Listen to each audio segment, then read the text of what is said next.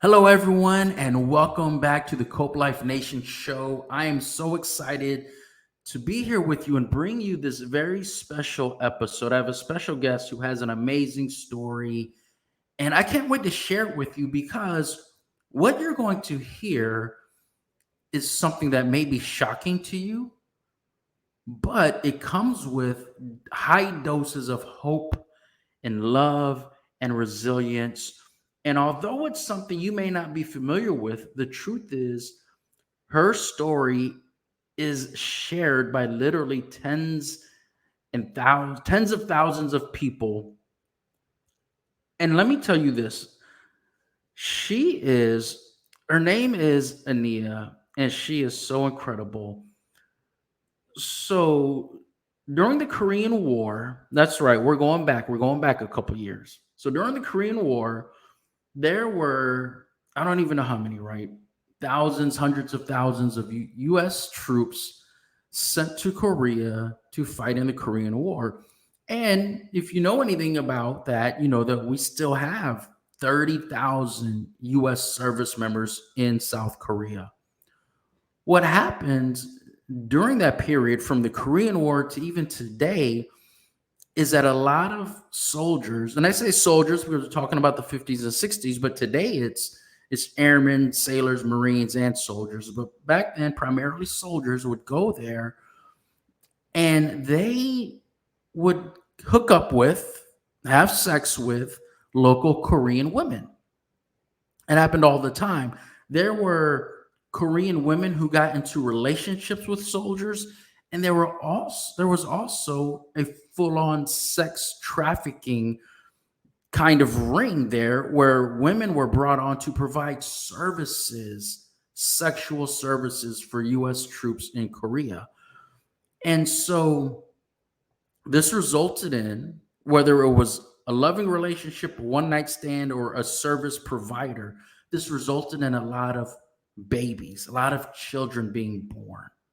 And quite often, the soldiers would leave Korea and come back to the States. They'd come back to the United States, and literally thousands of them never even met their children. Thousands of them never even knew that they got a Korean woman pregnant. Estimates were that throughout the 50s and 60s, this happened so much that at that time, there were over 100,000 children in South Korea whose fathers had left to go to the United States. A lot of times, what happened is these young mothers are embarrassed and they're ashamed. But again, this is after the Korean War. So they didn't have things like plentiful jobs and forms of income. A lot of these children ended up in orphanages. And when you are a mixed race in a lot of overseas places, the racism is really harsh. And so my next guest, Aneyah, she's black and Korean, just like I am.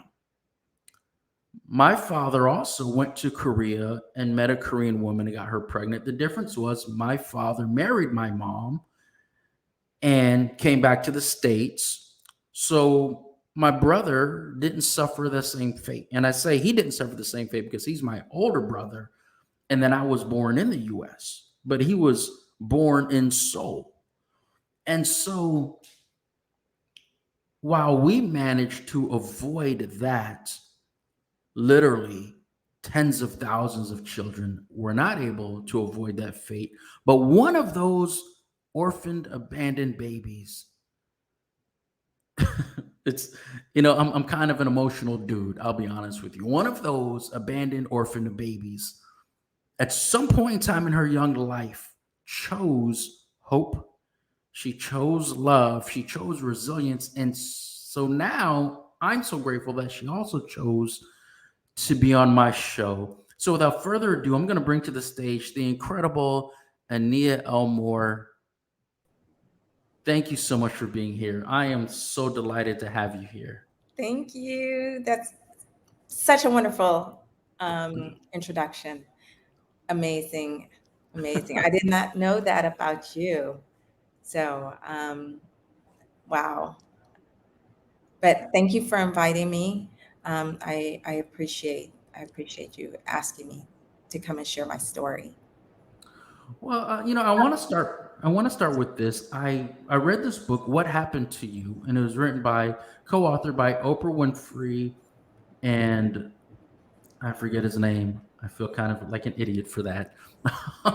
But it was a neuroscientist and clinical psychologist co-wrote this book with Oprah, "What Happened to You." And one thing that he states is that what happens to you in the first 2 months of life is more impactful over the lifespan than the rest of your childhood and adolescence. And the things that happen to you in early life impacts your not just the way you think, right? Not just your self-esteem, but the way that your brain develops over the lifespan. Mhm. And what I'm curious about, just literally the beginning of your story, Mhm. I'm going to ask this vague question that you can answer any way that you want. But Okay. when you were a baby, when you were a toddler, what happened to you? Well, I'm going to tell you what I thought for so many years. And then I'm going to tell you the reality of what really happened. Yes. Okay. All right. So I'm one of the fortunate ones and I'm a survivor, one of the fortunate ones that was not uh, assassinated because Wow. I'm not certain if you knew it's very quietly kept that some of the abandoned mixed children, mixed race children, they were ordered to be done away with, whether sent overseas, drowned in the ocean, whatever it was, they wanted us gone, and it didn't matter if you're black, if you're white.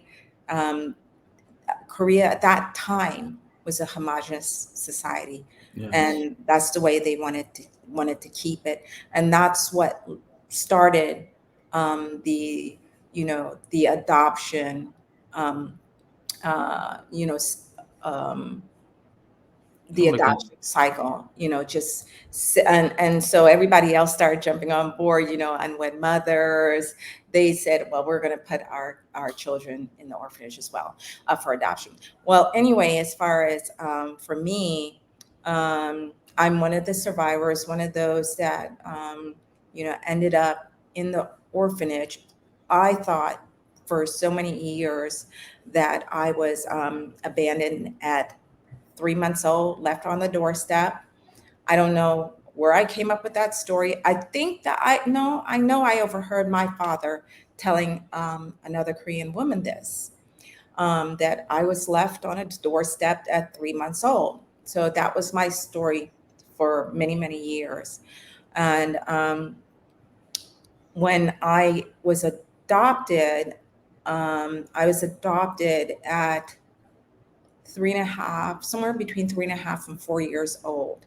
And I had this brief glimpse of myself at the airport in Korea, at crying and clinging onto a woman, clinging onto her because I didn't want to go.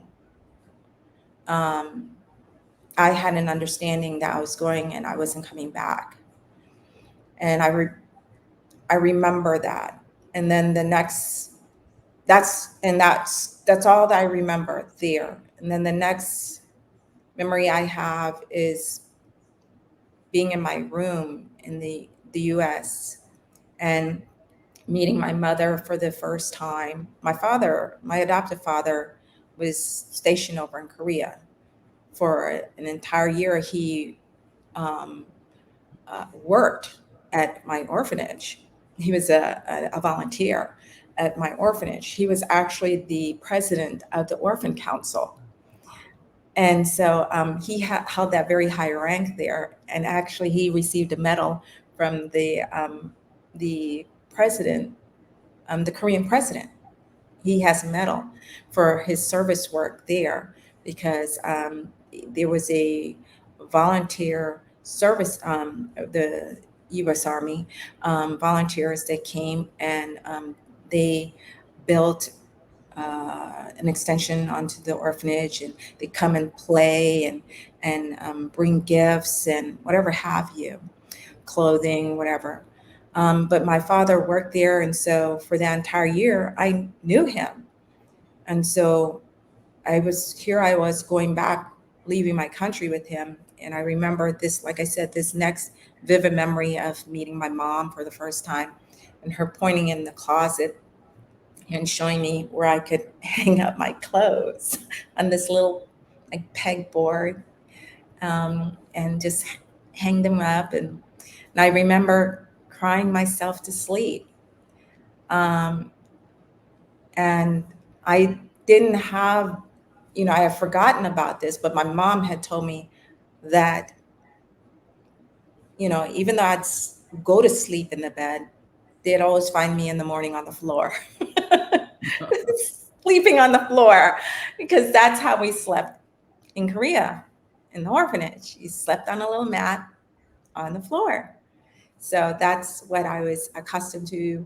And so I guess I climbed up into this strange bed, cried myself to sleep, and then climbed out of the bed and slept on the floor. So that was, I grew up knowing from a very early age that I was adopted. People ask me all the time, when did you find out? No, I always knew. I always Right. knew I was adopted, and I always knew I was different because my parents, they're Black, um, and my sister, they had one other adopted. Actually, they had two other children. Um, One remained with the family, the other did not remain with the family.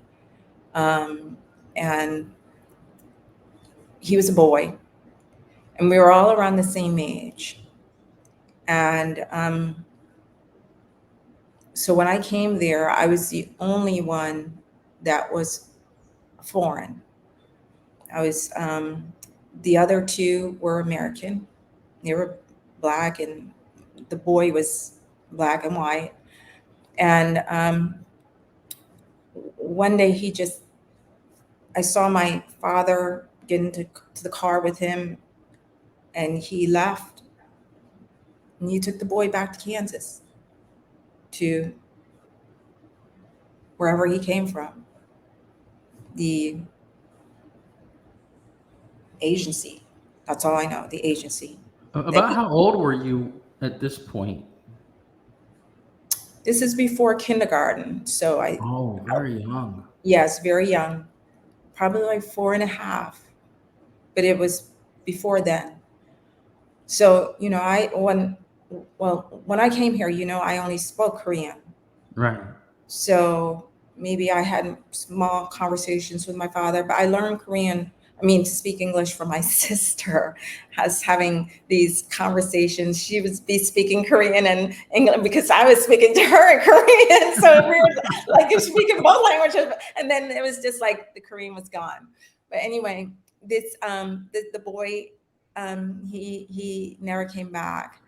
Um, and that was my fear for a long time, Wow. that because I had a very troubled childhood. I'm a child that came with trauma, Right. you know, and at that time, I didn't know that, I didn't know that I came with trauma. I just know that, I guess it first started off by me doing everything that my sister wanted. She would always set me up. She Nice. always set me up. And so I'm so naive. I just want to be accepted. So I would do all this crazy stuff. I mean, I didn't think anything was wrong with the things I was doing. I just wanted acceptance. Right, right. And so she had me stealing from the store. She's the same age as me, but she conspired with me and was like, oh, let's go over there and steal that gum. So at 5 years old, I'm stealing gum from the store. And then, and then to hide the evidence, it's like, well, mommy and daddy going to see the rest.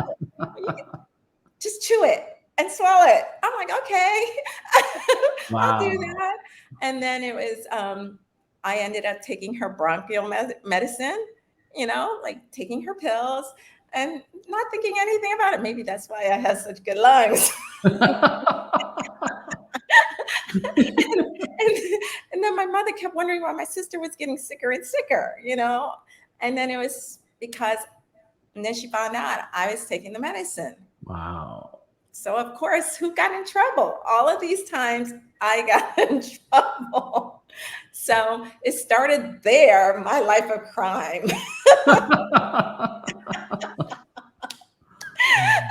Man. But anyway, and then it just started spiraling. I never really paid attention in school. I guess you were supposed to pay attention, but I didn't want to pay attention. I had, just this imagination where I just didn't want to be there. Right, right, right. And it was just like, this is, the teacher, wah, wah, wah, wah, wah. Charlie Brown's teacher. I think we had Yeah. the same teacher. But nonetheless, my grades always were like suffered, and um, then it was just, I always felt during that, growing up, just was never good enough. See, everything you're saying makes perfect sense. I'll say everything makes perfect sense. I'm going to highlight something in a second, but Mhm. everything makes perfect sense because when you look at what we would consider a normal childhood, you don't have to wait until you're 4 or 5 years old to be accepted as a family member. Mhm. You didn't even get to that point where you could say, look, I have an actual sister and mom and dad. You had to wait. Most people get that the day they're born, Yes.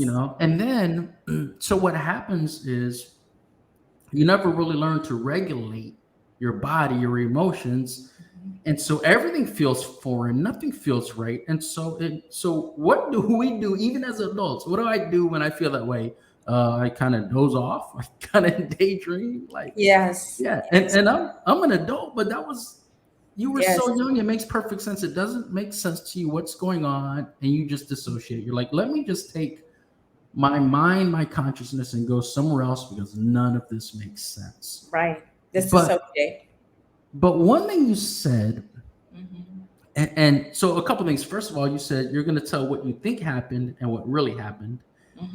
But Mhm. before that, one thing you said, this is not even a question. I'm just going to say that I caught this, and this is part of what amazes me about you is that you said in the very beginning of your life, you're one of the lucky ones that you weren't made to go away. And the reason this is so powerful to me is because I need people to understand life is about perspective. And you said you're one of the lucky ones that you survived and made it to an orphanage.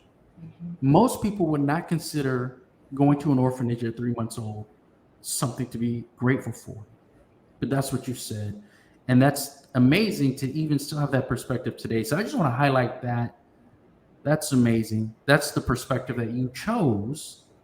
You know And something else? I'm yes, sorry to interrupt you. no, go ahead. I'm I'm not just I'm also just very fortunate that because one of the my orphanage siblings that I've reunited with, she actually saw soldiers come to our orphanage on several occasions. and kill the mixed children, would take them out back and kill Are, them. are you talking about Korean or American soldiers? Korean, Yeah. Korean soldiers would come to our orphanage. So even though children, and some children didn't make it out. I mean, there were children that came there that were sick. There's another young lady who had really vivid, she had really remembered, she was older. She was older when she was adopted. She was older when she came there, and she was older when she was adopted. But she has stories of where she would take the wheelbarrow and take these dead babies to the incinerator and wheelbarrow them, because sometimes people would come, they leave their baby, and their baby wouldn't make it through the night, or they'd make it for a little while. But this young child would have to take this heavy wheelbarrow and to take maybe a couple children, dead children, to the incinerator. So first of all, I'm very fortunate I didn't get that job, because her trauma is immense. That was Yes. that was her job and a responsibility. And then my other sister, who is she's Korean and black like me, she's KB, and her trauma is immense. She can barely talk to me. She can barely talk. She can barely talk to me, and that's a whole nother story. I just want to say real quick for anyone watching this, we keep it real here. So if we get a little emotional and you're watching this and you don't like it, that's too bad, because we do that here. We do not suppress our emotions, and if something hurts, then it hurts, and we can stop and breathe if we need to. We can pause. We can relax. But in this point in time, you are very authentic and vulnerable, and I want to honor that by letting you know that you can just be you, and if it hurts and you need to pause or take a break, then do so. I've done many, spent many years healing, soul searching, healing, and I don't care how many years that you have put in soul searching and hurting, there are things that are still going to hurt. It's Yes. part of the human experience. It's part of being human. That when you remember suffrage, when you see somebody suffering, to get emotional, to cry, and um, I even though I put in the years, let me tell you something. I'm human, and I will still um, get angry. I will still, I still have, I'm still going through feelings of rejection at times, you know, and it's because of the fact that even though, I mean, uh, being adopted and an orphan, okay, it comes with a lot of trauma, and we we have the rejection issues, the abandonment issues, and um, a lot of those times that those things continue sometimes into your adoptive family. And I'm here to say that there are, everybody expects, oh, well, yeah, you had a great adoption. They want to hear adoption, and they want this assumption, they're under this assumption that everybody's adoption is great and you should be grateful. But within our community, Okay, the CAD community, the Korean adoptee community, this is a huge thing. It's huge. Um, and when I say huge, there are so many Korean adoptees that did not have good experiences. So much so that the reason why we're called CADs, we are a Korean adoption diaspora. Okay, Okay. Okay. Yeah. diaspora, huge movement. Okay, away, rejection. Get them children out of here. Right. Okay, but so much so that these people have had such bad adoption experiences that there are several things happening. There is now a big shift of Korean adoptees moving back to Korea. Okay, they are bye bye to their adopted parents. They are uh, becoming estranged. Like I know 9 people from my orphanage that I reunited with, and I would have to say about 7 are estranged from their families. And I was estranged from my family for 10 years when I was on my healing journey, my spiritual journey. 10 years. But there are 7 out of 9 that are estranged.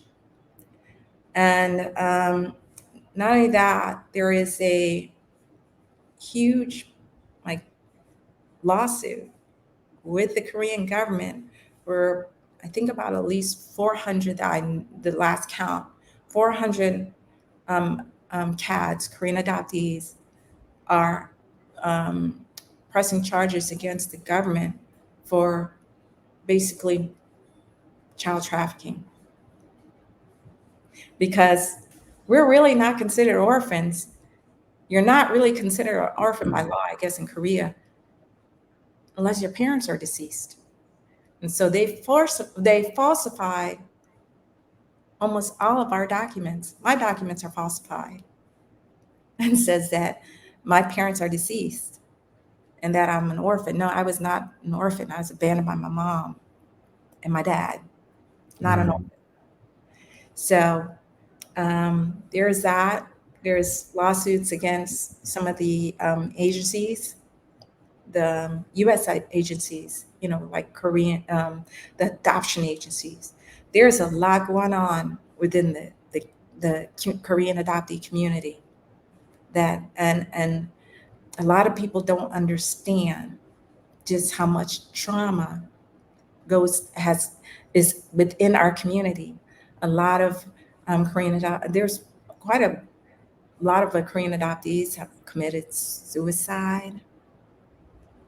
I mean, it's pretty bad. The Yeah, amount of it's I'll tell you, there's some things that I read that align perfectly with what you're saying about how there was just the system in place to move the children. And when you talk about being estranged from your adoptive parents and those who chose to take their own lives, I think the perspective which you kind of hit on is that there's this idea that, and I know you've heard it, you should just be grateful that, well, at least you didn't have to this. And that doesn't minimize the trauma, it minimizes your value.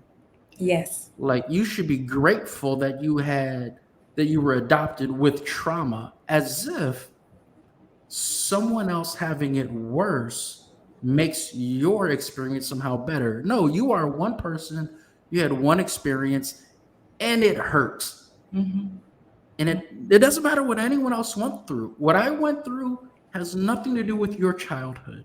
Yeah. What someone else read on the internet has nothing to do with your childhood. Hmm. And so, yeah, I get kind of excited in these interviews because I can feel it, and I've heard that about so many different topics. Well, at least you didn't have to do this. Well, at least this happened, Yeah. and it's a disrespect to your humanity, Hmm. as if as if being treated poorly as a child is just part of the process, and it's not. Yeah, it's true. Yeah. So And we you, have all heard that so much. I mean, that's the story across the board. You should be grateful, and yeah, and it's not just coming from outside people. It's coming from our adoptive parents, and a lot of times we hear this, and I'm going to tell you this, and it's real ugly. That you should be grateful because you could end up like a prostitute, like your mother. wow, wow, and wow. I'm telling you, that's a lot of us young ladies. We have had that same thing said to us. Wow. But see, you said a few minutes ago that one thing you dealt with was just like self doubt and being not good enough. And so when you talk about feeling not good enough, that can stem from thinking I'm one step, one layer, one level above being a prostitute. What does that say about my value? Yes. And Yeah. so, I guess here's the thing with the questions that I ask. Nothing is my business unless you make it my business. But I'm with that. we're talking about living with your adoptive parents, and you said that you were estranged from them for 10 years or so. So can you I can ask you questions for the next 6 hours, but I'm I'm gonna go with this one. So can we talk about maybe from 5-year-old Viven getting in trouble, Aneyah, like until maybe there was a shift, whether it's junior high, high school, where there was kind of a shift in your identity, or maybe at which point you recognize things aren't right, or something like that. Like you can kind of decide what is this period and what happened during this period. What do you mean by things? What do you mean? Can you explain? Like so at some point in time, so you know that when you were so young, Mhm. you could barely speak English. You were sleeping on the floor. You were doing what you were told by your sister. And from that point on, as you grew up, at some point in time, you recognized I am being treated poorly. At Mm, some point in time, you realize like something's not right. mm, And so kind of that mindset shift from obedience, new to America, to recognizing I don't like this. It isn't right. that started very early, very, very early. And let me just preface by saying this. Um, I love my mother, my adopted mother, but I had to grow to that place. We Yes. had to grow to that place. At the very beginning, I'm not exactly quite certain what was wrong with her. Okay. And the reason why I say that is because I don't know, she seemed to, I don't know what I did to get up underneath her skin, you know, but I would say around, I remember being in kindergarten. In kindergarten, you're still like 5 years old, right? Maybe Right. Yeah. 5, 6, all right, 5, 6.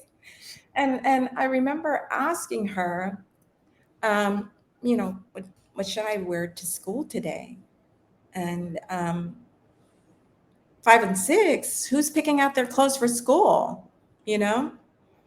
And so she told me to go back upstairs and to wear what I came to the country in. And I was like, okay. And I went back up there and I put on the clothes I came to this country in. I still had it. And it was too small for me. I mean, my pants were Right. about this high waters, you know? And I came downstairs and my shirt was all tight and everything. And I came back downstairs and I'm like, okay, I'm ready for school. And she just looked at me with such anger and told me to go take it off. And at that point, I was like really confused. I was just doing what I was told to do. Yes. And she was angry. So I remember just so many horrible things that she just treated me so bad. And I'm like at 5, and when I used to think about it for so many years, like at 5 and 6, what is a child really doing that's so awful? You know, um, I okay, like it, you know, yeah, you do have the terrible two stage, you do. But I wasn't that type of person, because actually there was video footage of me from, and I don't have it. I lost the film, the reel to reel film Right.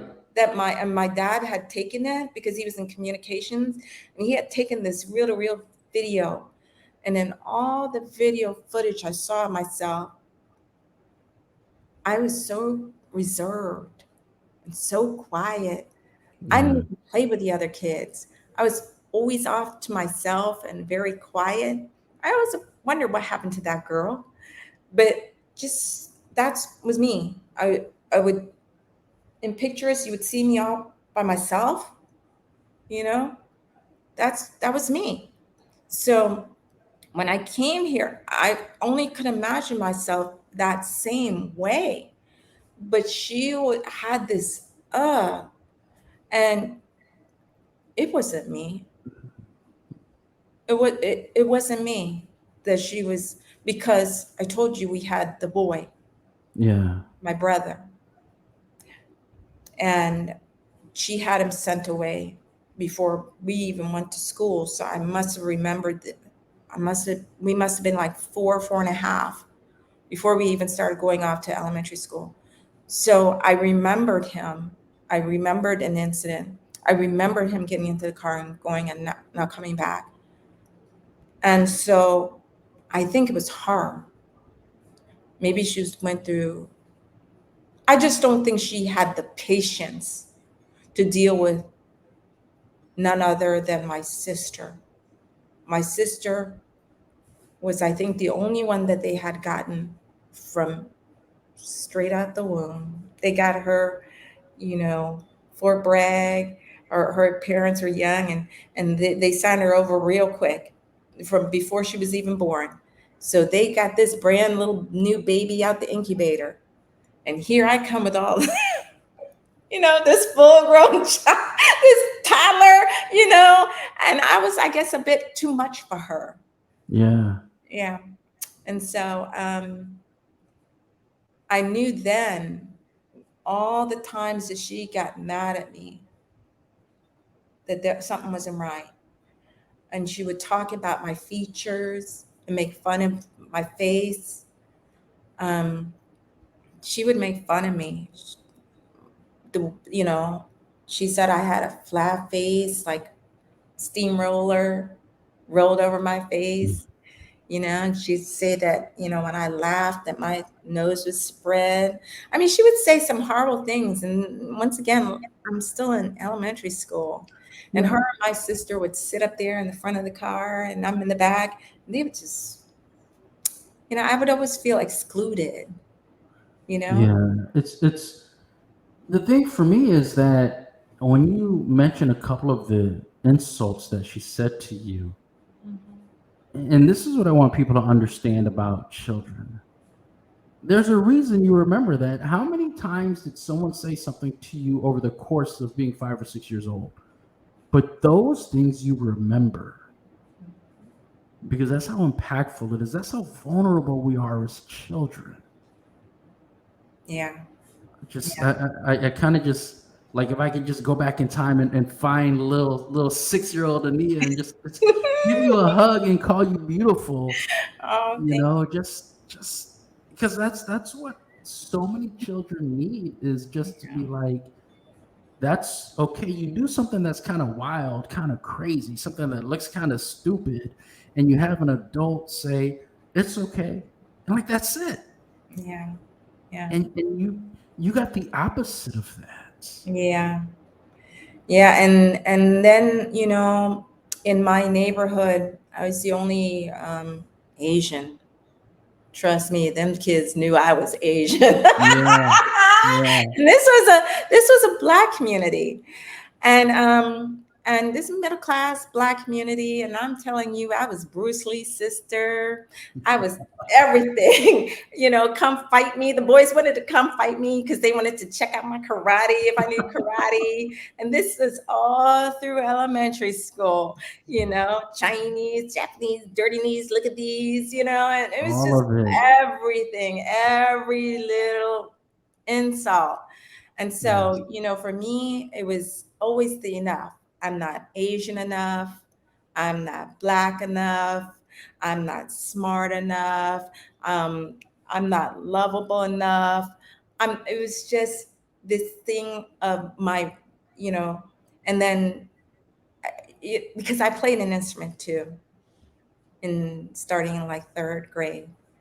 My sister, she just excelled at everything, Mm-mm-mm. everything. Praises to her, oh, Bonnie, Bonnie, But with me, I just, I would do my best, in swim meets and all of that, and ballet and all of that, that my parents put us in because they wanted these well versed children. And I, I would come in last. While she was winning medals and going to junior Olympics, she was, she excelled at everything. It's like, are you certain you're not the Asian one?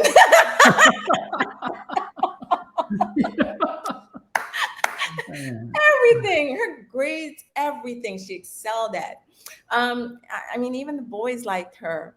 So, but with me, it was just, it's just the complete opposite. I just, so it's just, I, I remember my dad, who after he retired from the military went into education, pounding the table, trying to, you know, make sense out of math and what's wrong with this girl? What's wrong with, listen, at that time, they didn't say nothing. Nobody knew about attention deficit disorder. Right.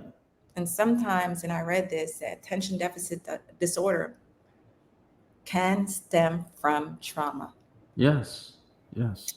And so I have attention deficit disorder. So, And so that's one of the reasons why I didn't do well in school. what I'm wondering though is if you can remember a time, all throughout high school, junior high through high school, was there a time, an extended period of time where you just felt like you were safe or that you belonged? Did you say safe? I did. I never felt safe in my house. Ever, ever. I was so stressed. My my I think it's called the Vegas, my fight and flight response system. I'm Right. still trying to. I'm still to this day trying. I have to put in lots of effort to, push it out of that because Mhm. it's like rested in fight and flight. Yeah. What happens as you're dealing with stress, what happens is, it goes the stimuli go straight to your amygdala, which turns on the fight or flight. Hmm. And what happens is after a certain period of time, you haven't returned back to normal. You haven't become balanced. You're still in fight or flight. And so the brain is telling the amygdala essentially you need more power. And so there are people who have experienced so much trauma and stress that their amygdalas, kind of like a muscle, are bigger and stronger. And so it takes more effort to calm it down. Hmm. Yeah. Well, for like I said, I started back in no, I think about when I went to Miami, maybe about 7, 8 years ago. That's when I really started working on recognizing that I was doing a lot of self-sabotaging, Yes. a lot of self-sabotaging. And so that's when I started really getting into like meditation and, really understanding that I needed to start changing some things in my life and understanding about the fight and flight syndrome. I just showed my husband about the vagus nervous, the nerve, the, like you said, that symptom. So I'm still, right now, it's really taken a toll on my body, just being stuck there. But I'm trying to move, but it's the homeostasis that wants to keep you, in that fight Right. or flight response. So, Right. Because for you, so we talk about homeostasis, we talk about balance where everything is working like it should.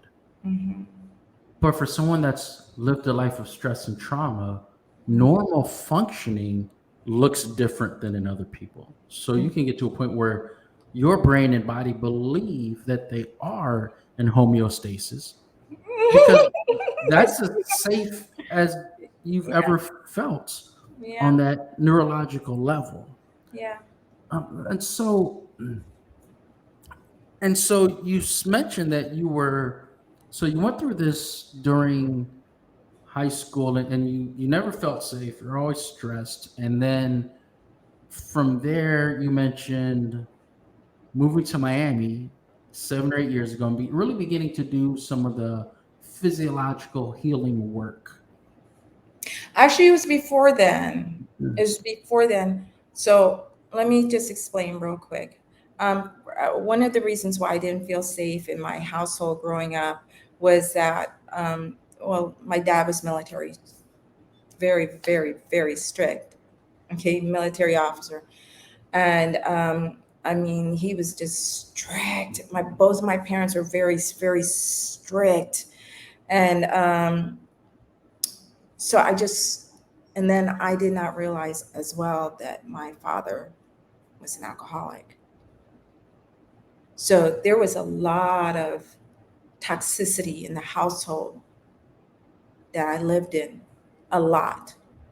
Um, and so I just lived in fear. I was, when my father would go and work out of state, and when I knew he was coming back, I would just live in fear. It was just constant fear, constant fear. In 80, no, I'm sorry, 2004, I went on a spiritual journey, spiritual quest. Let me call it a spiritual, it was the beginning of my spiritual awakening. That in itself was very traumatic. If you know anything about a spiritual awakening, it is not like this. It is not like Buddha sitting up underneath a tree. It is not. It is Right. about getting to the root of some very, very deep issues. Cleaning house. It's cleaning out. So that's actually when it kind of started in 2004, that I started going on this spiritual quest and having this spiritual awakening. And in when I went to Miami, that was in 2000, maybe 17, 16 or 17. I had this epiphany sitting on the beach, and I realized, oh my gosh, I'm such a self sabotager. I have literally done this to my life. And it took then for me to start really, you want to talk about love? I understood then, because that whole spiritual awakening journey, my spiritual quest, it it was a love walk. It was a love journey. But my um the reason, okay, evolved. when I first started out on my spiritual quest, my spiritual journey, I was actually a pastor. I was a Christian minister. And I had kind of actually was like, okay, I'm going on this walk because God told me to go on this walk, on this journey. And then it kind of evolved when I started having a different understanding about God's spirit. And so evolved from me being on this spiritual quest from God to I'm going to continue this for my children. Yes. I got to see this out for my children to no, I'm doing this for me. I'm doing this for the love of me. But it evolved to that, to come So into me. so it took so then it was a long, and this is a question that may sound like a statement, but this is a question. So it was a long, kind of hard struggle to get to the point of being able to know that you love yourself. Absolutely. It was long. It was so long. And I came to a place of really, oh my gosh, my loving myself, knowing my value, my worth, knowing that I'm enough, all of this. And I'm going to mention my biological parents Yes. because they were used almost as like, see, this is where you are now. Like a measurement, I guess, as to this is where you are now. I don't think that they were allowed back into my life until I was ready. Till I was ready. My biological father, he was the first one that I met, and I met him after I did a ancestry DNA, and I was like, oh, wow! I saw everybody on my. There was like 5,000 people that showed up on my father's side, and zero on my Korean side. Wow. Absolutely zero. So um, I got in contact with a show, a television show, and I asked them if they could help me find him because I needed to get some answers as far as to, finding out more about me, finding out more about my mom. I don't even think I was really too interested in really meeting him. I never imagined that I would, but I was more curious as far as what is my story? What is the story of me? Can somebody give me some more answers about me? So I think that's one of the main reason why wanted to get in contact with him. So he met me. The show found him, and they flew him out to Miami to meet with me. And for some reason or another, when I first saw him, I just bust out crying. Hmm.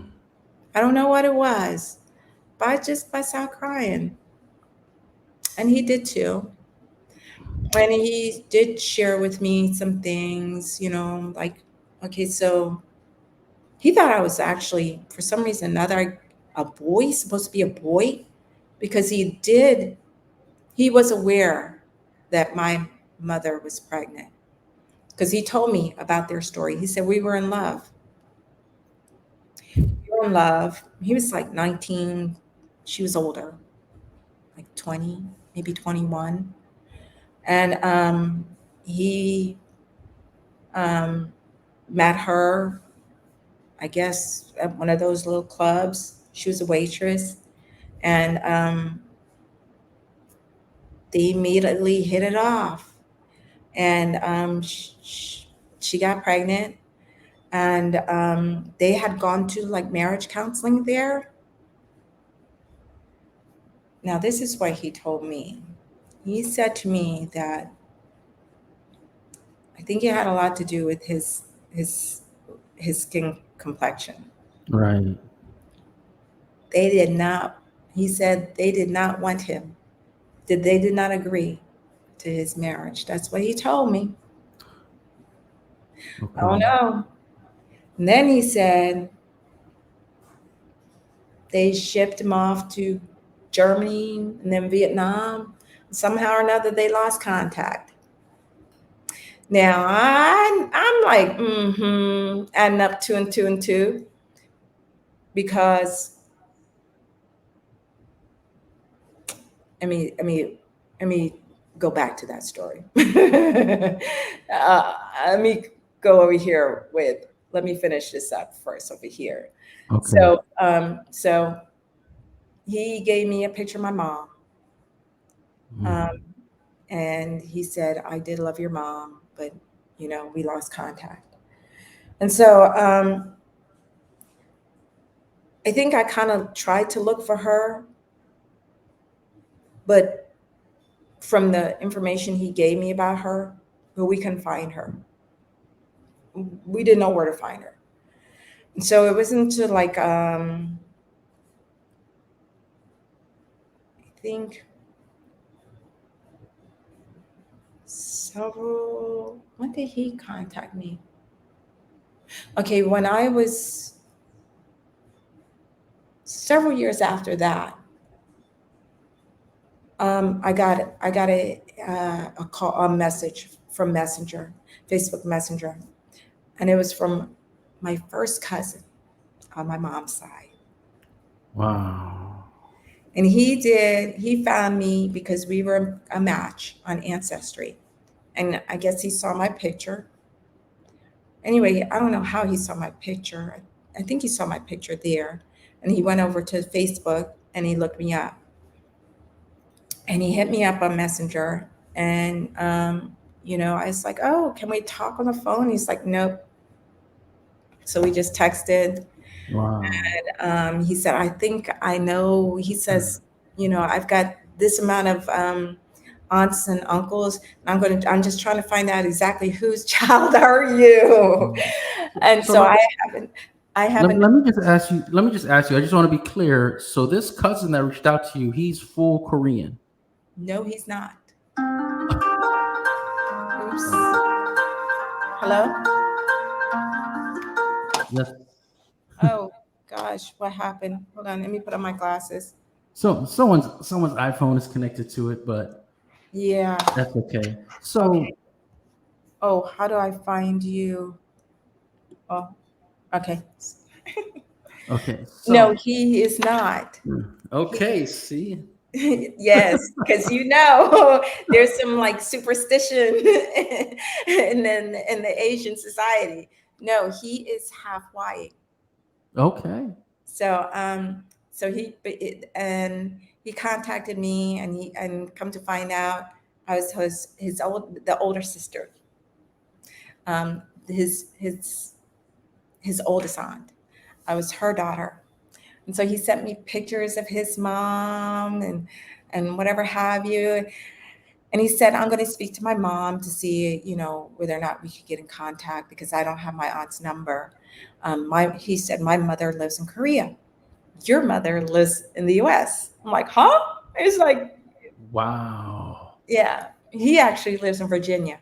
He says, your mom's in the US along with all of my relatives, my aunts and my uncles and stuff. I'm like, what? And come to find out I'm from a big family. And so he said, I'll speak to my mom and whatever have you. There was a short little text after that. And then after that, he ghosted me. Ghosted me. Didn't explain to me nothing. Just absolute ghosted me. And I was a little, I was quite agitated with that. Quite agitated with that. Because I remember looking back at the text, my thing was in the conversation was mention the fact that I was black. Is this going to be an issue? Because that was my concern, Yes. that the family would not want me to embrace me because I'm Black. And so, like I said, he goes to me with no explanation. And I went through it once again, like the enough. The abandonment. Yes, the Mm. abandonment. And was it that wasn't, you know, I would always be concerned, well, is it because I'm not Asian enough? You know, I'm Black. And then the other thing was, um, oh, for because Asian society big on education, on just on a whole lot of things. So it was like, am I going to be smart enough for them? Am I going to be well rounded enough for them, successful enough for them?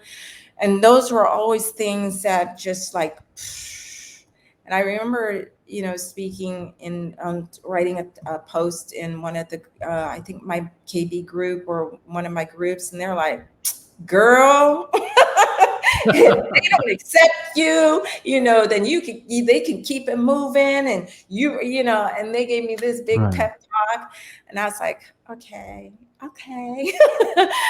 Uh, but it wasn't time for me to meet her because Okay. I wasn't ready. I just wasn't. I hadn't healed enough. I had not healed enough, and so I came to a point where I remember my husband asked me when I was still living in Miami. He said, you have all this information. Are you going to look for her? And I was like, no, I don't need to anymore. I've come to a place of I don't need her to complete Right. me.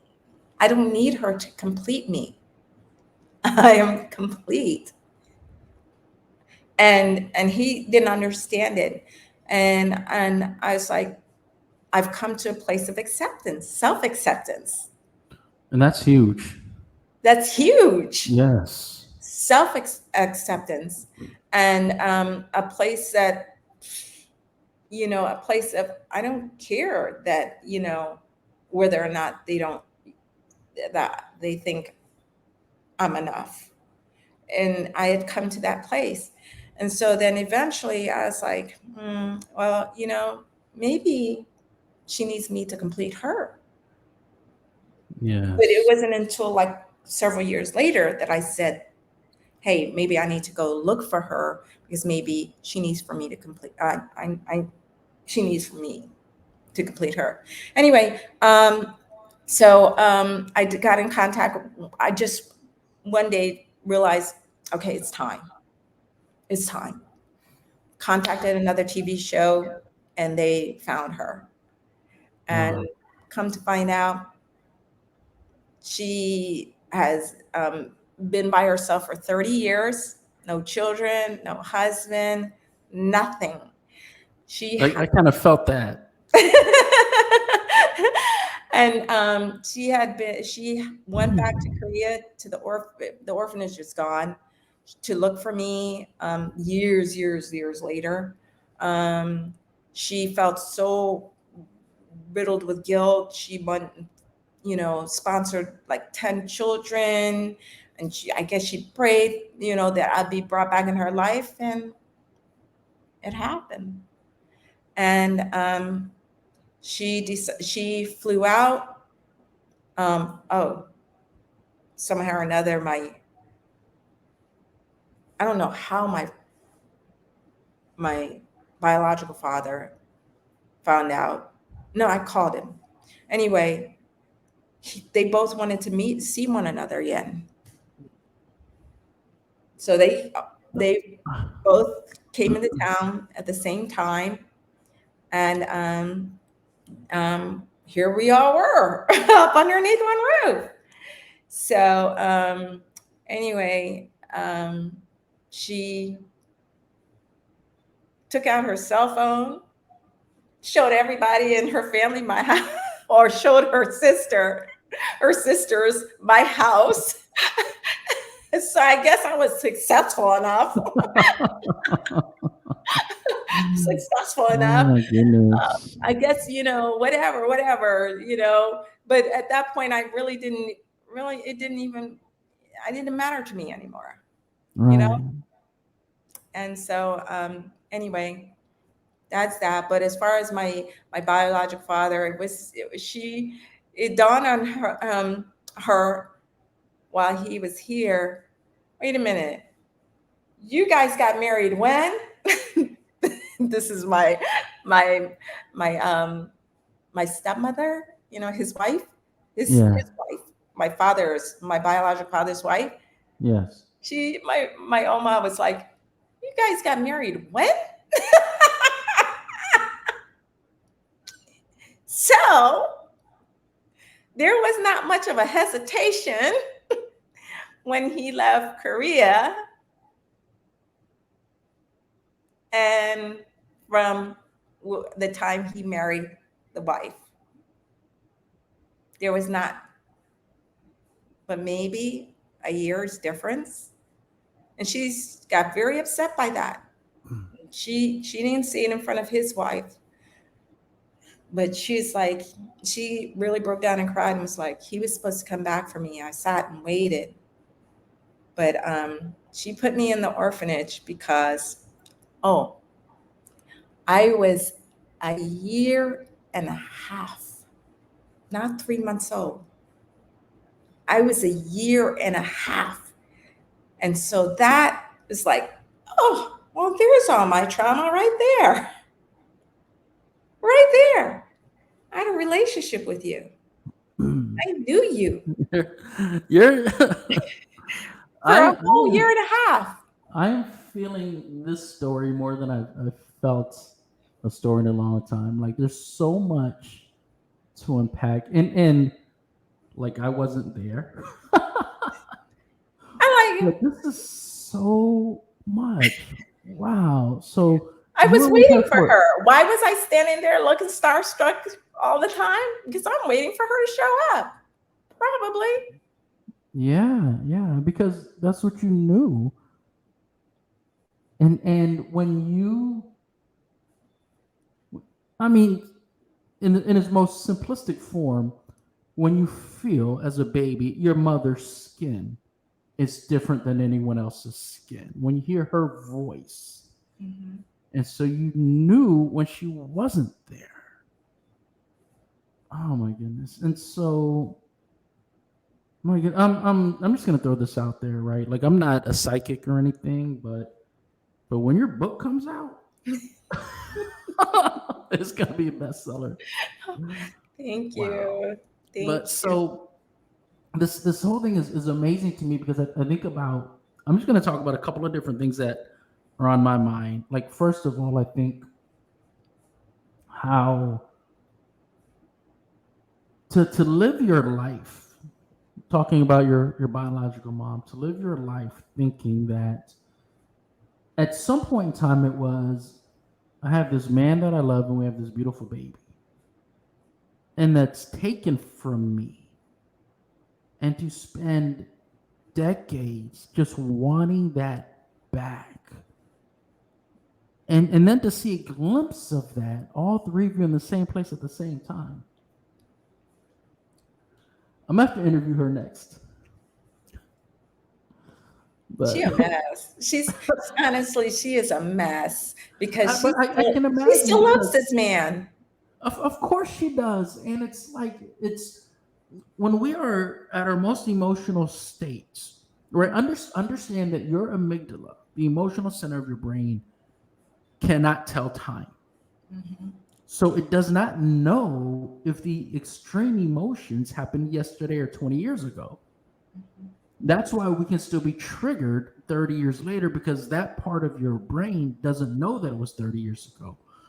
And when the love is deep enough and strong enough, and it's extreme, but not in a bad way, it's like the strongest emotion you've ever felt. The amygdala, that part of your brain, does not know that decades have passed.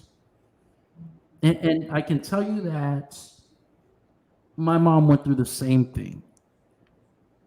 and it was stories completely different than yours. So not going to try to compare them, but I will say that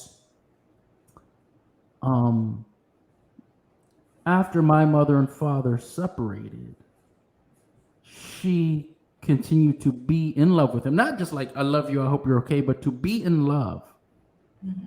for decades. Wow. And it's one of those, and like he moved on. So, Mhm. and you can't really blame anyone for any of the decisions that they made. But for me, this is not even about blame or logic or objectivity. This is about empathy. Like she didn't just, like, to me, she wasn't just still in love with him. She still had a dream of Mhm. having him and her baby girl. Mhm. Wow.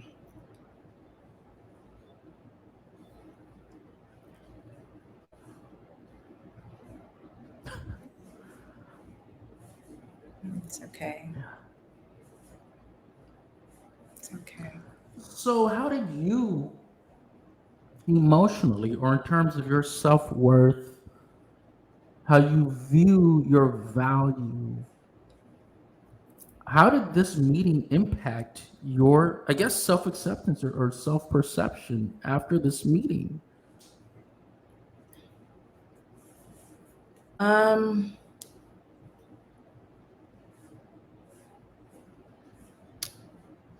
Say that one more time.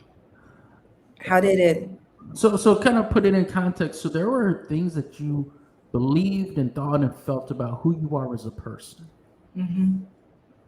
How did this meeting of all three of you in the same place impact that?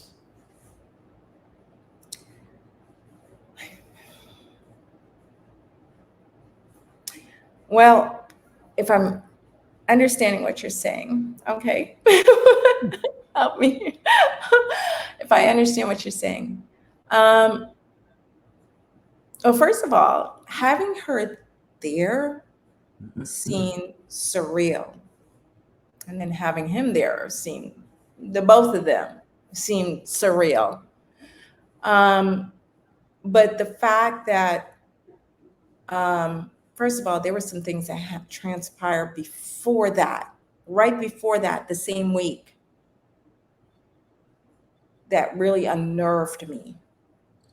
And I was like, let's understand, this is about me. Yes. Let's get that straight.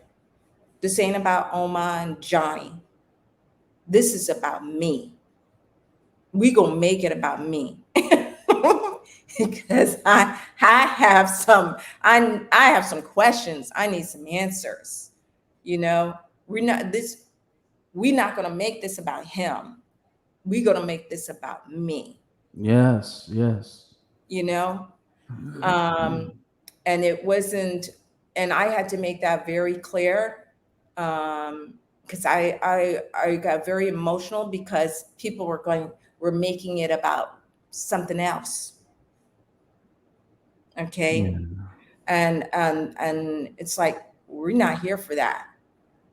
So I think as far as my self-worth and my self-value, like I said, my self-worth and self-value has grown, and I'm proud of myself. Yes. I am Yes. very, I am, this has been a long road. It's been a long journey, and I'm still not where I really need to get because of my fight and flight. Right. Okay, that will still wants me to be here in this place of Like abandoned survival mode, kind of. rejection. Okay, rejection.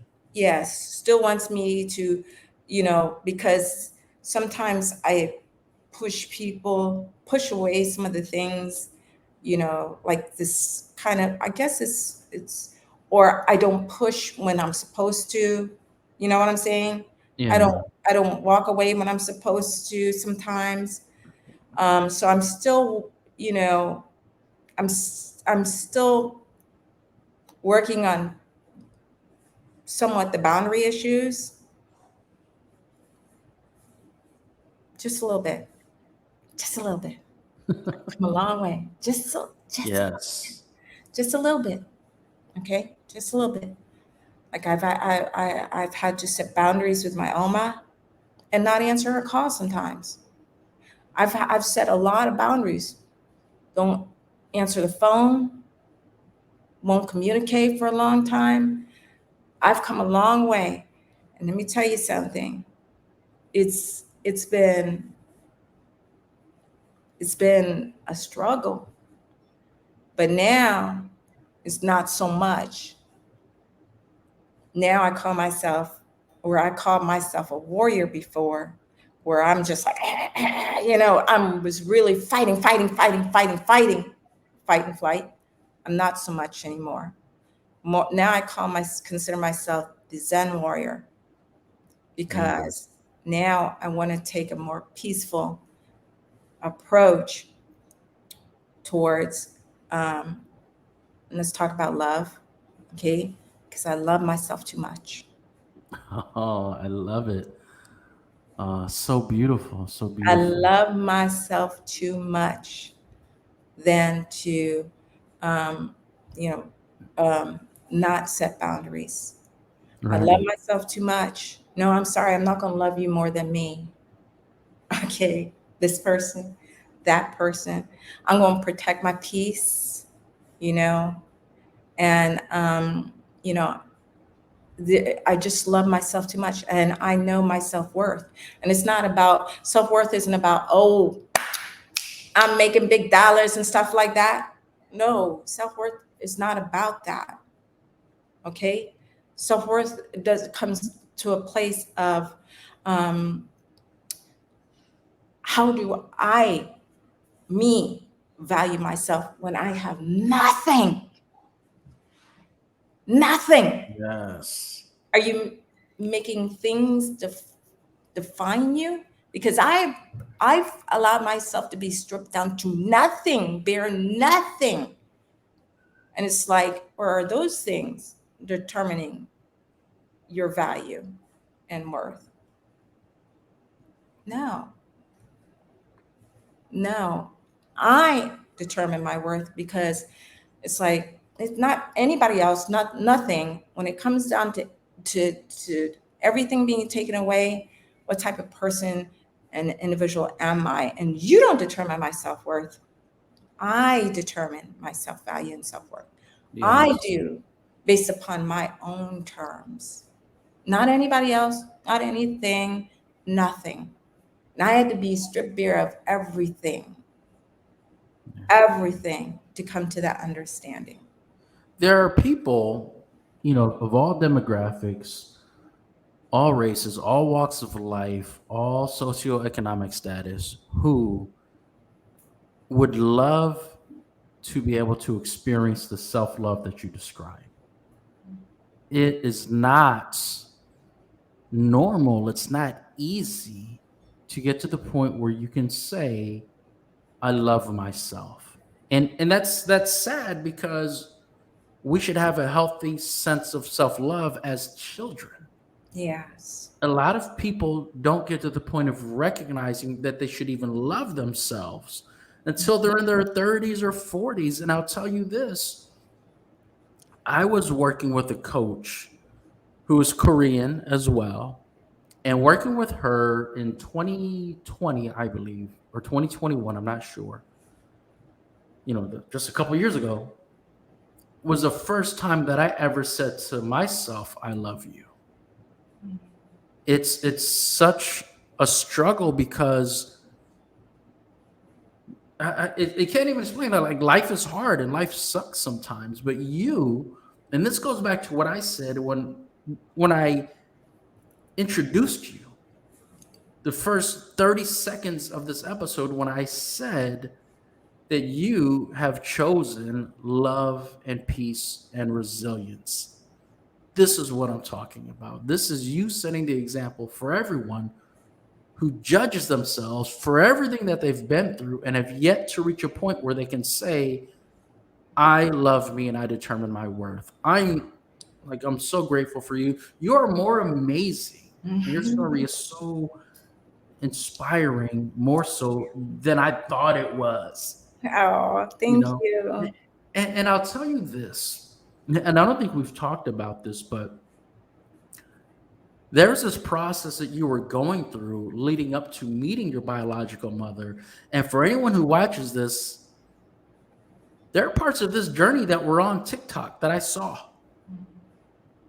And so I kind of saw bits and pieces, like 30 seconds at a time. And it's amazing to me that you're at this point now.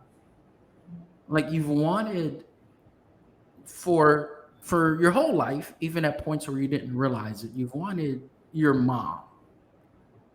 And then when you find her, you're able to say, I love you. I'm grateful I found you, but these are my boundaries. I have something I do want to share. Yes. This is Okay. your story. Do it. Okay. This is real important that I share this. So, um, s- something happened where my Oma, and I had this disagreement. Be, there was something she wanted me to do, and I didn't really agree with it. And so, you know, mad, and I'm crying on the phone, and I just met her like a year ago.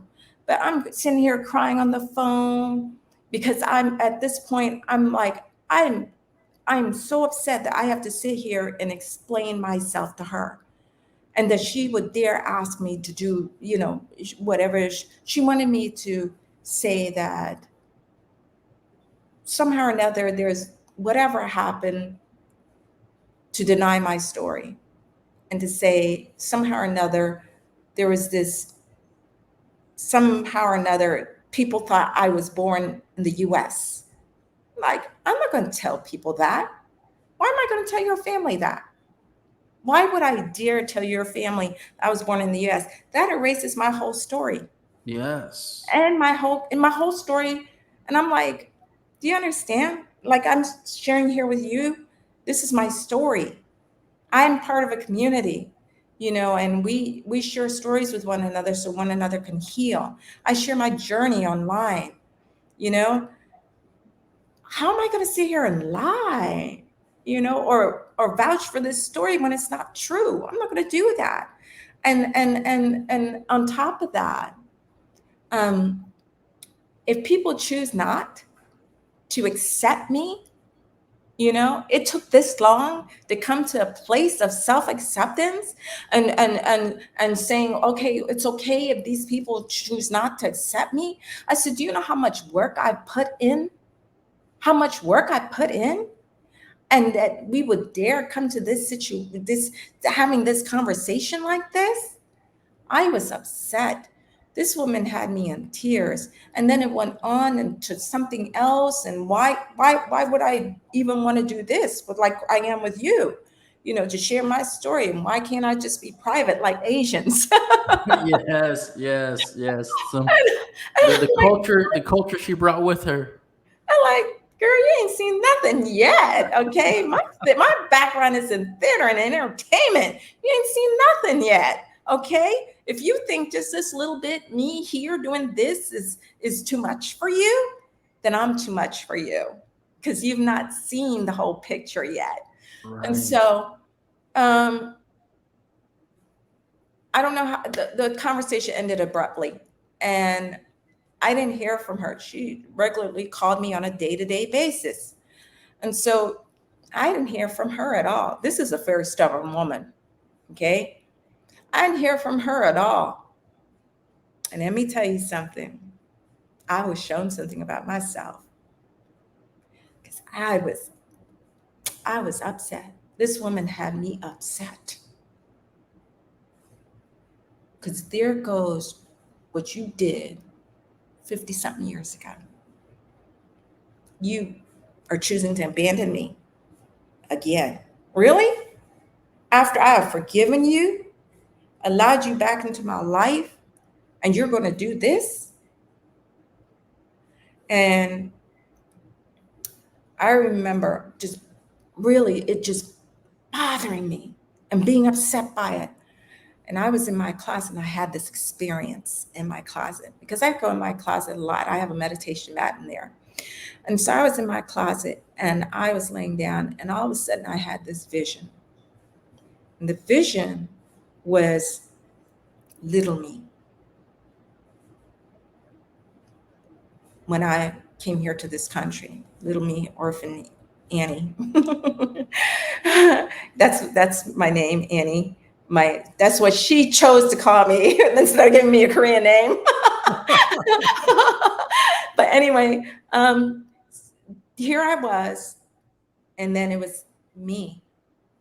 And I went to her and I put my arms around her, Mm. and it was like, you're going to be okay Yes. because I love you and I am your mom. I am your mother. And this is we have one another. And that was such a powerful moment for me, because it was like, wow, I understood the self-love.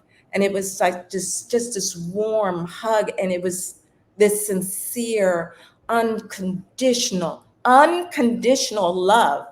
Okay, because that over there was what? Conditions? Because I wasn't agreeing to your terms. You understand? Yeah, yeah. There's so much conditional love outside here. Even your children will give you conditional love. Oh, if you don't, they want to give you attitude. You know what I'm saying? Yeah. But the Yep. unconditional love that you give yourself, and that was very special for me, and that was powerful. And then she called me the next day. I had to set them boundaries, but we had to have that disagreement so that I could have that moment and that understanding. Yes. And then the following week, I was in the car and I had this fearful moment. I was in the passenger seat and I had this fearful moment. And then, you know what happened? I had this vision, and it was older me came and hugged me, present me, older me, and told Wow. me, it's going to be okay. You're safe. So It's I so I had this me go with the younger me, and older me come to this me. It was amazing. it's Absolutely amazing. I mean it's like love doesn't have time limits. Like there are no laws of physics to be applied to the spiritual love. Yes. And but what has to happen, the reason why you can experience that and literally billions of other people have not and cannot is because you did the work to make yourself open to receiving that. Mhm. You could not have done that if you deep down inside did not believe that you deserve that. Yes. But in reality, what everyone needs to understand is that all of our toddler selves need that. Yes. And we need to understand also that there's no point in time in your life, no point in time do you get to a point where you don't need comfort, encouragement, peace, love, safety. Yes. You always need that, but you're not going to get it unless you're open to receive it. And so as you tell me this, I think about you being on a level of self-love that Mhm. is that is so powerful because people need to understand that when the love for self is so true and so powerful and so alive, that positions you and empowers you to also love others as they deserve. Mhm. I You, agree. you're a powerful woman. Oh, thank You, you. you are. Thank You you. are. You are. I don't know what to say. I'm blown away. I just feel like for anyone that doesn't know your story, they don't have to know it to know that they too should embark on a self-love journey. Oh, absolutely. Absolutely. And you don't have to be an adoptee, an orphan, coming from a single parent, rejected from, you don't know. I think it's absolutely, um, it's honestly, we should teach our children this. This is the stuff that should be taught and instilled in our children, you know. And so the generational healing that's going taking place that people are discussing and stuff now, you know, I'm doing this. I'm doing this so that I don't pass on trauma to my children, which I probably already have, but still I give them a lot of love and I speak to them constantly. And but no, even still, they still need to understand self-love and go on their Yes. own self-love journey. You Right. can only but say so much as a parent, you know, and even, I mean, still I can be an example to them, but they've seen me go through my process of Right. evolution and growth and healing. They've seen me, and trust me, it's been messy. It's been messy. It's Yeah. the crying and all that, and it's been messy. But still, it's, I've come, like I said, to this place. But no, I encourage that for everybody, because there's a lot of mental illness out here. There really Right. is. Right. And there's varying degrees of mental illness. But I think that there would be less mental illness. And I'm now, granted, there are some people that it can't help, understand they have to go on medication. But still, those of us that, I just honestly, I'm like this. Don't be lazy. Please don't be lazy. Seriously, don't be lazy. The inner work is really, really, really important. It's really important. and Nice. and and I think that a lot of times we just get like a, uh you know major Right. distractions. Right. There's so many distractions out here, you know TikTok, television, this, that, and the other thing, the internet, da da da da da da da da da da da. And let me tell you something. I tune it out. I Yeah. tune it Yes. out. And you have to be willing to put that stuff down, tune that out, and to work on yourself, Yeah, definitely. And one thing I think about is when you're talking about right? Because you're worth it. yeah, yeah, it's simple. You're worth it. For so many people, when you're younger, though, you don't know if you're worth it. When I say younger, I'm talking about toddlers. Mhm. You don't know if you're worth it. And if someone tells you that, you don't understand it. The way that you figure out your worth as a toddler is hugs, smiles, and laughter. And so what happens is when you don't get enough of that, then you can find yourself doing it for yourself as you did, hugging your inner child. But at some point, we get to the point where that child, however long ago you were a toddler, the safety needs to go back in time because, as I said, the spiritual love has no timeline. So you go back there, and then it's almost like a new beginning. Mhm. And so then you can fast forward to modern day, and you can look at people who love you, Mhm. and you can say, I love you too, and I love me, and these are my boundaries. And it's so beautiful that you're able to do that. Mhm. I could not imagine doing that.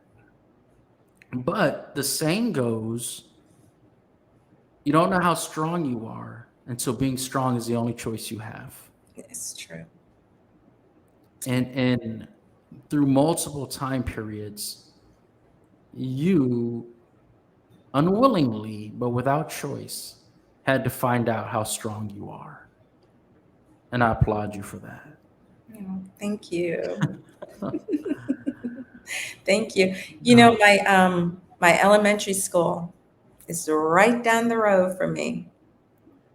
So, I've been all over this country, Yes. and I've come back, to my hometown, and I drive past that school, and I look over to that school, and I say, I love you, and everything's going to be okay. We're okay.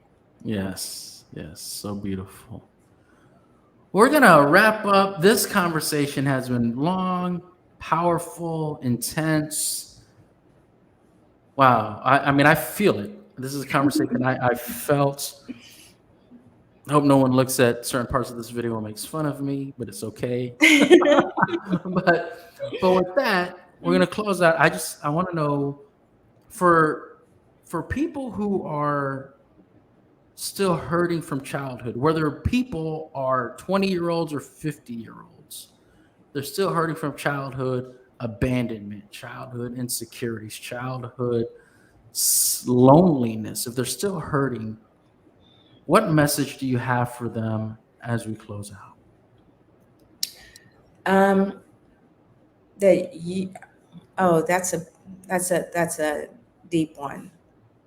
That when I say deep, because I've been there, I know the feeling, the hurt that one would feel, being abandoned. So I would encourage them to do the work, do, you know, do the inner work, the inner healing, because it's really important, because you matter to you. First of all, you should matter to yourself. And if you've not come to that point of understanding that, um, then and place everybody else, boyfriends, everybody else, because I did that before. Or I felt that everybody else was mattered more than my heart. Everybody else mattered more than my heart. And if your heart is hurting, okay, because of other people, because you've placed them on the pedestal versus yourself, then it's time to take them off the pedestal. And if you can't put yourself up there, take steps, the steps, until you get up to the top of that pedestal. So that's what I would say. So beautiful. So beautiful. Thank you very much. We're going to close out. Amazing, wonderful, beautiful Aneyah. I appreciate you. And Thank for everyone who watched this, I appreciate you. Thank you for being here and joining us on the Cope Life Nation show. Everybody, take care. Thank you. Bye.